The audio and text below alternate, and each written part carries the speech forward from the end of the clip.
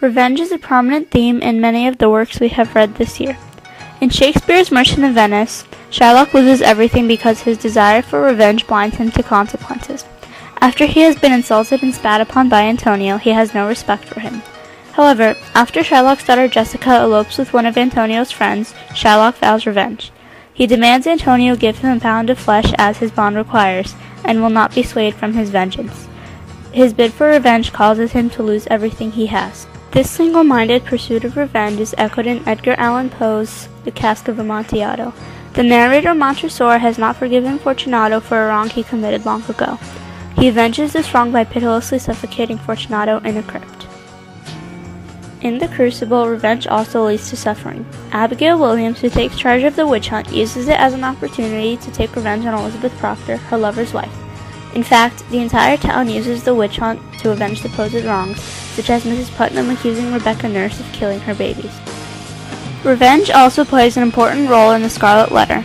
Roger Chillingworth, Hester's husband, becomes so obsessed with getting revenge on Dimmesdale that his character changes completely.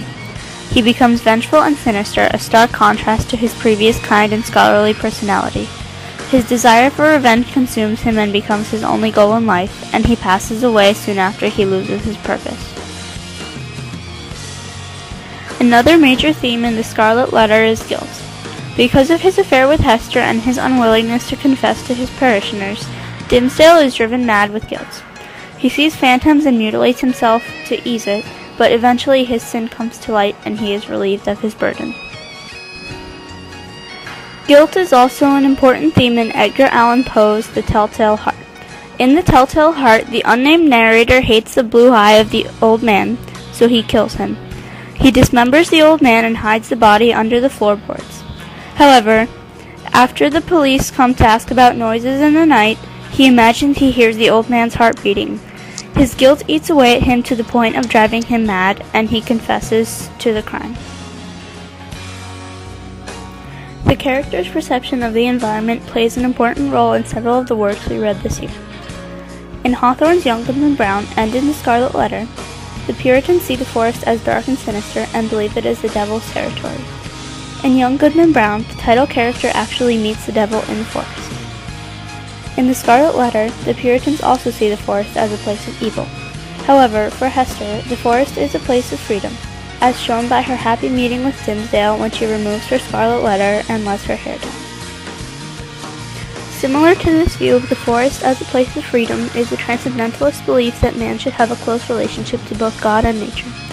This is clearly shown in the belief in the Oversoul, the unity between man, nature, and God. Nature plays an extremely positive role in transcendentalist beliefs.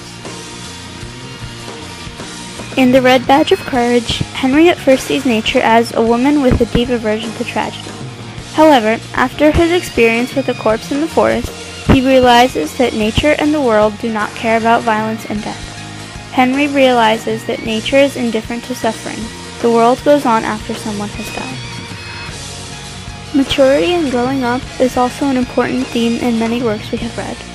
In Catcher in the Rye, Holden is afraid of growing up, and his dislike of the adult world is reflective of this.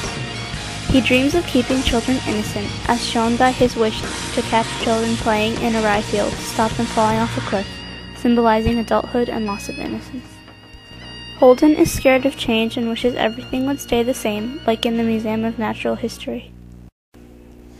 In The Red Badge of Courage, Henry Fleming matures because of his experiences in the war. Before he sees battle, Henry is very naive about war, believing it to be a Homeric struggle for glory. However, after Henry experiences battle and death, he is disillusioned about war. He begins the book as a boy, but concludes it as a man. In A Farewell to Arms, Frederick Henry matures through his love for Catherine Barclay. Though at first he believes that he could never fall in love with her and treats love as a game, he changes his views completely after falling in love. Isolation and alienation are also important themes in many works. In The Catcher in the Rye, Holden is isolated from those around him. However, some of his isolation is self-inflicted, symbolized by his red hunting hat. Holden uses his isolation to protect himself, but at the same time, he longs for companionship. In The Scarlet Letter, Hester and Pearl are isolated from society because of Hester's perceived sin. Hester is shunned by the other adults in the village, and the children do not let Pearl play with them. This isolation is all because Hester is an adulteress and thinks differently than the rest of the townspeople. In Ethan Frome, Ethan is isolated from the villagers not only emotionally but also physically. His cabin is very far away from the village, and few people are friendly with him because of his disability. Ethan is also distanced emotionally from other people, not allowing anyone to be close to him. In Merchant of Venice, Shylock and the other Jews are shunned and despised by the Christian citizens of Venice because of their religion. The Christians also alienate the Jews because they charge interest on loans, though it is the only way for them to earn a living because they are prohibited from other jobs. Disillusion and the pointlessness of war were also important themes this year. In The Red Badge of Courage, Henry Fleming is very naive about war. However, after he personally sees death and participates in battle, his perspective on war changes. He no longer has illusions about the grandeur of war and recognizes that it is a bloody, pointless struggle. In A Farewell to Arms, Frederick Henry also becomes disillusioned with war. After seeing the pointless death and destruction of war, his attitude toward it completely changes. Before, he was indifferent to the war, saying it felt like a movie to him. Whereas after getting wounded and after his experiences during the retreat, the war feels very real to him.